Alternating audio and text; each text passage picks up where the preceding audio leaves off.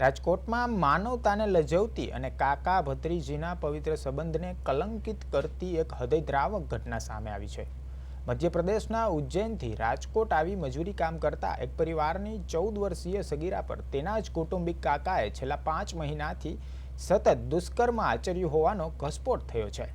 પાપ છુપાવવા માટે આરોપી કાકા સગીરાને ગર્ભનિરોધક ગોળીઓ પણ ખવડાવતો હતો। આ શર્મજનક ઘટનાનો ખુલાસો ત્યારે થયો જ્યારે સગીરાને અચાનક પેટમાં અસહ્ય દુખાવો ઉપડ્યો હતો। પિતાએ બાળકીની પૂછપરછ કરતા તેની પાસેથી કેટલીક શંકાસ્પદ ગોળીઓ મળી આવી હતી। બાળકીને તાત્કાલિક હોસ્પિટલ લઈ જવામાં આવતા તબીબોએ તપાસ બાદ જણાવ્યું હતું કે આ ગોળીઓ ગર્ભનિરોધક ગોળીઓ છે। તબીબોની વાત સાંભળી પિતા પણ ચોંકી ઉઠ્યા હતા અને બાળકીને વિશ્વાસમાં લઈ પૂછવામાં આવ્યું ત્યારે તેણે જણાવ્યું હતું કે સમગ્ર ઘટનાની પાછળ કાકાનો હાથ છે। ત્યારે સમગ્ર મામલે પોલીસે વધુની તપાસ હાથ ધરી છે।